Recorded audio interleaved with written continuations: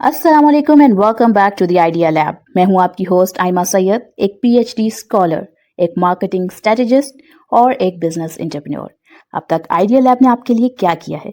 Idea lab आपके लिए ऐसे बिजनेस आइडियाज लाया जिनमें आप सीख सकते हैं कि 3,000 से 10,000 रुपए में कारोबार कैसे शुरू होता है, चीजें कहां से लेते हैं, क्लाइंट्स को कैसे पहुंचाते हैं। इसके ऊपर पूरी playlist free of cost available है चैनल पर। इसके अलावा हम ये देखते हैं कि जो companies internationally million, billion and trillion rupees कमाती हैं, वो किस प्रोडक्ट और सर्विस से कमाती हैं और आप उसे स्मॉल स्केल लेवल पर कैसे शुरू कर सकते हैं। आपकी इन्वेस्टमेंट आपके पैसिव अर्निंग का जरिया कैसे बनती है। स्टॉक्स क्या हैं, पीएसएक्स क्या है, पाकिस्तान स्टॉक एक्सचेंज पर आपकी गवर्नमेंट आपके पैसे सेफ कैसे रखती है, और इसके अलावा कंपनीज में इन्वेस्ट करने से पहले उनकी फंडामेंटल टेक्निकल एनालिसिस कैसे की जाती है, फाइनेंशियल स्टेटमेंट्स कैसे पढ़ी जाती हैं। मैं कोई फाइनेंशियल एडवाइजर नहीं, लेकिन मैंने अपनी जर्नी से जो कुछ सीखा आपके साथ शेयर करती हूँ ताकि आप आइडिया लैब के साथ ग्रो कर सकें। अस्सलाम वालेकुम and welcome back to the idea lab. आज हम ये देखने वाले हैं कि जब आप अपने पैसे स्टॉक मार्केट में लगा रहे हैं ताकि आप प्रॉफिट अर्न कर सकें, तो वहाँ पर आपको किस तरीके से सेक्टर रोटेशन से फ़ायदा हासिल करना चाहिए। सबसे पहले हमें ये पता होना चाहिए कि स्टॉक मार्केट में जो सक्सेसफुल इन्वेस्टिंग है वो सिर्फ अच्छे स्टॉक्स को चूज़ करने का नाम नहीं, बल्कि असल गेम यहाँ पर आती है कि आप सही सेक्टर्स की सिलेक्शन करें। पाकिस्तान स्टॉक एक्सचेंज में अक्सर पूरे के पूरे सेक्टर्स एक साथ ऊपर या नीचे मूव करते दिखाई देते हैं। इसलिए अगर हम पहले ही ये समझ लें कि किस वक्त पे कौन सा सेक्टर स्ट्रॉन्ग रहेगा, तो प्रॉफिट के चांसेस बढ़ जाते हैं। इसी कॉन्सेप्ट को कहते हैं सेक्टर रोटेशन। अब हम ये देखते हैं कि सेक्टर रोटेशन होता क्या है। सेक्टर रोटेशन का मतलब है अपनी इन्वेस्टमेंट को वक्त के साथ एक सेक्टर से दूसरे सेक्टर में शिफ्ट करना। ये shift economic conditions, interest rate, inflation, currency और मार्केट ट्रेंड देखकर किया जाता है।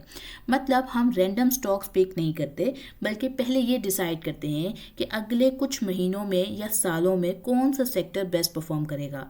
फिर उस सेक्टर के अंदर टॉप कंपनीज की सिलेक्शन की जाती है। अब इसका मतलब ये नहीं है कि आप अपनी जो आपने स्टॉक्स बाय किए हैं किसी अच्छे सेक्टर के, वो आप बेच दें। इसका मतलब ये है कि जब आप बाइंग कर रहे हैं तो किस टाइम पर किस सेक्टर में आपको बाइंग करनी चाहिए उसको कंसीडर करें। अब अगर हम यहाँ ये देखें कि पीएसएक्स में सेक्टर रोटेशन क्यों ज़रूरी है। पीएसएक्स एक छोटा और सेंसिटिव मार्केट है। ये बहुत जल्दी रिएक्ट करता है। इंटरेस्ट रेट चेंजेस हो, आईएमएफ की न्यूज़ हो, डॉलर रेट की मूवमेंट हो या ऑयल प्राइसेस और पॉलिटिकल सिचुएशन। इसी वजह से अक्सर जो है इंडिविजुअल स्टॉक से ज़्यादा पूरा का पूरा जो सेक्टर है वो मूव करता दिखाई देता है। अगर सेक्टर सही चूज़ किया हो तो जो एवरेज स्टॉक्स हैं वो भी आपको ज़्यादा अच्छे तरीके से प्रॉफिट अर्न करके देते हैं। इसलिए पीएसएक्स में सेक्टर सिलेक्शन फर्स्ट स्टेप है, फिर स्टॉक सिलेक्शन सेकंड स्टेप। अब हम यहाँ देखते हैं कि इन तमाम चीज़ों का इकोनॉमिक साइकिल्स के साथ क्या ताल्लुक है। हर इकोनॉमी जो है आपकी वो एक साइकिल में जो है ना उसको फॉलो करती है, उसके अंदर मूव कर रही होती है। अब इसके 4 फेजेस हो सकते हैं।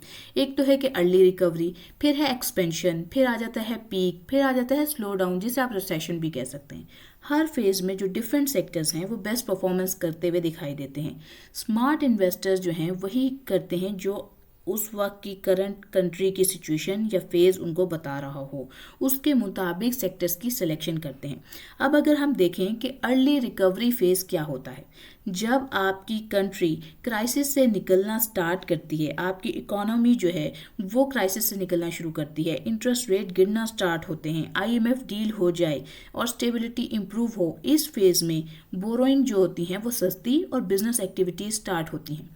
पीएसएक्स में इस वक्त में जो बेस्ट सेक्टर समझे जाते हैं वो उसमें बैंक आ जाते हैं, सीमेंट आ जाता है, कंस्ट्रक्शन आ जाता है, ऑटोज आ जाते हैं। अब यहाँ पर मैंने आपके लिए मुख्तलिफ एग्जांपल्स लिखी हैं, लेकिन आपने जब भी किसी स्टॉक में इन्वेस्ट करना है तो उनको मुकम्मल तौर पे उनके फंडामेंटल एनालिसिस करने हैं। किसी भी चीज़ में ऐसे इन्वेस्ट नहीं किया जाता।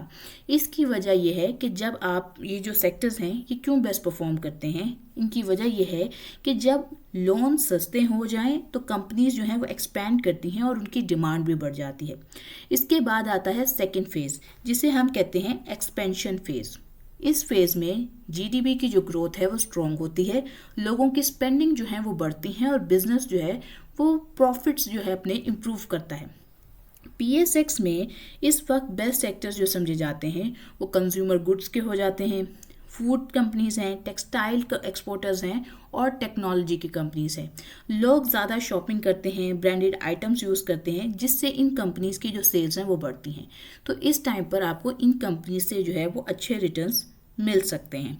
फिर उसके बाद आ जाता है पीक फेज।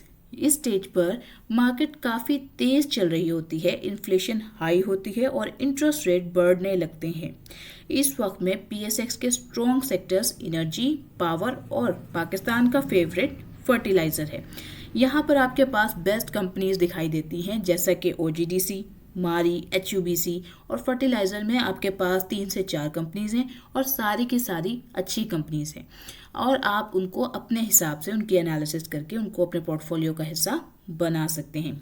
ये कंपनीज स्टेबल कैश फ्लो और स्ट्रॉन्ग डिविडेंड देती हैं, इसलिए पीक मार्केट में भी ये आपको सेफ प्रॉफिट अर्न करके दे सकती हैं। और इनमें बहुत सारी कंपनीज डिविडेंड पेइंग हैं, तो आपको कहीं ना कहीं बगैर बेचे यानी बगैर कैपिटल गेन को अर्न किए बगैर भी आपको यहाँ से लिक्विडिटी जो है आपकी वो मैनेज रहती है।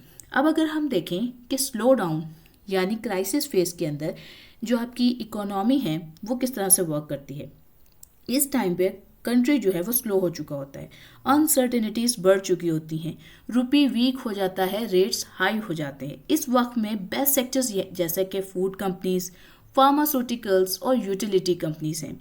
लोग मुश्किल वक्त में भी खाना, दवा और बिजली को ज़रूरत समझते हैं, इसलिए इन सेक्टर्स की डिमांड बढ़ जाती है।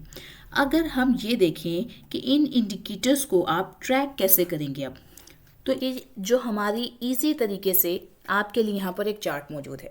ये आपको ये बात याद रखने में मदद करेगा कि किस टाइम पर कौन से जो सेक्टर्स हैं वो आपके लिए बेस्ट परफॉर्म करेंगे।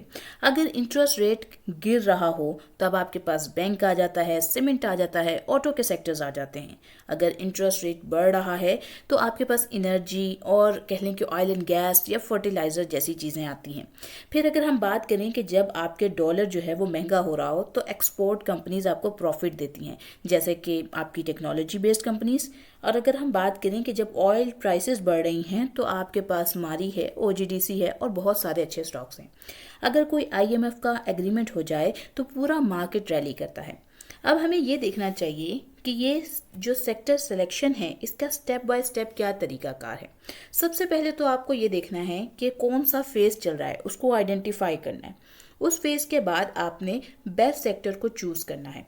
आपने ये देखना है कि आपकी करंट मार्केट जो है उसके हवाले से आपने कुछ सवालात पूछने हैं। क्या जो इस वक्त रेट्स हैं वो राइज कर रहे हैं या फॉल कर रहे हैं? क्या इन्फ्लेशन हाई है या अभी इन्फ्लेशन कूल डाउन हो रही है? क्या बिजनेस के अंदर कॉन्फिडेंस इम्प्रूव हो रहा है? फिर उसके बाद जब आप आपने एक सेलेक्ट कर लिया, आपने इस फेज को सिलेक्ट कर लिया, फिर आप स्ट्रॉन्ग सेक्टर को देखेंगे। आप उसमें 1 या 2 सेक्टर्स को जो है पिक करेंगे और उसमें आप जो है अपनी आगे फर्दर स्ट्रेटेजी पर फोकस करेंगे। अब उसमें आप स्ट्रेटेजी पे किस तरीके से फोकस करेंगे कि आप बेस्ट कंपनीज को उस सेक्टर में सिलेक्ट करेंगे। उनको किस तरीके से, क्या मार्केट लीडर कौन है, किसके पास मार्केट का ज़्यादा परसेंटेज मौजूद है, किसकी फाइनेंशियल स्टेटमेंट स्ट्रॉन्ग है, किसके पास जो कम लोन किस कंपनी ने लिए हैं, कंसिस्टेंट प्रॉफिट्स कौन कंपनी दे रही है, अच्छे डिविडेंड हिस्ट्री किस कंपनी की है। जब आपने किसी भी सेक्टर में ऐसी कंपनीज को सेलेक्ट कर लिया तो उसके बाद आपका 5वां स्टेज आ जाएगा जहां आप अपने साइकिल के चेंजेस को रोटेट होते हुए देखेंगे। आप देखेंगे कि जब अगर रेट्स जो है वो फॉल करना स्टार्ट करेंगे तो आप दूसरे सेक्टर के अंदर बाइंग करना शुरू करेंगे, फिर किसी और सेक्टर के अंदर। तो इस तरीके से ये प्रोसेस रैंडम ट्रेडिंग नहीं होगा बल्कि आपकी प्लान्ड इन्वेस्टमेंट का हिस्सा बन जाएगा। अब अगर हम यहाँ पर ये देखें कि हम अगर रिसेंट पीएसएक्स की एक प्रैक्टिकल एग्जांपल को देखें कि 2022 से 23 में इंटरेस्ट रेट हाई थे, इसलिए एनर्जी, फर्टिलाइज़र और एचयूबी बेस्ट थे। फिर 2024 में आईएमएफ की स्टेबिलिटी आई और रेट कट एक्सपेक्टेशन से बैंक्स और जो सीमेंट था उसने अपनी एक स्ट्रॉन्ग हाइप बनाई।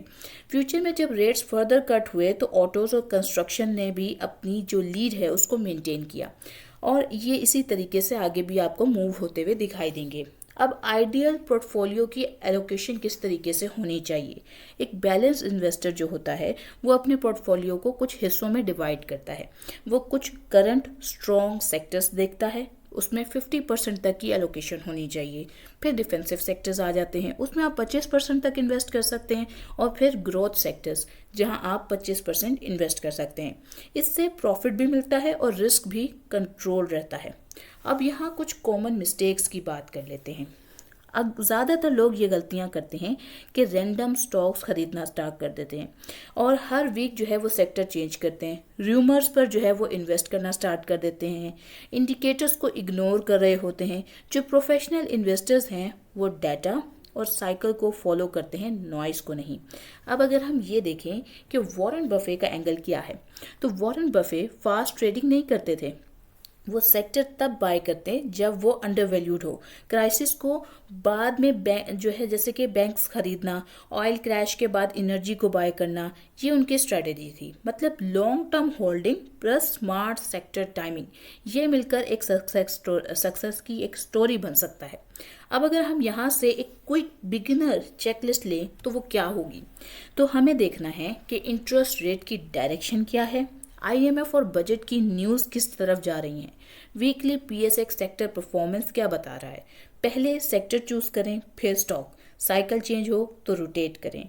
और अगर क्लोजिंग मैसेज कहूँ आज तो यही होगा कि स्टॉक से पहले सेक्टर सोचना पड़ेगा। अगर सेक्टर सही होगा तो स्टॉक भी प्रॉफिट देगा। सेक्टर रोटेशन सीख लेंगे तो आप मार्केट से एक स्टेप आगे रहना शुरू कर देंगे। तो उम्मीद करती हूँ आपको आज की वीडियो अच्छी लगी होगी। आपने चैनल को लाइक किया होगा, शेयर किया होगा, सब्सक्राइब किया होगा। मुझे दुआओं में याद रखिएगा। इंशाल्लाह ताला फिर एक अच्छी वीडियो के साथ मुलाकात होगी। आज के लिए मैं लेती हूँ अलविदा। अस्सलाम वालेकुम।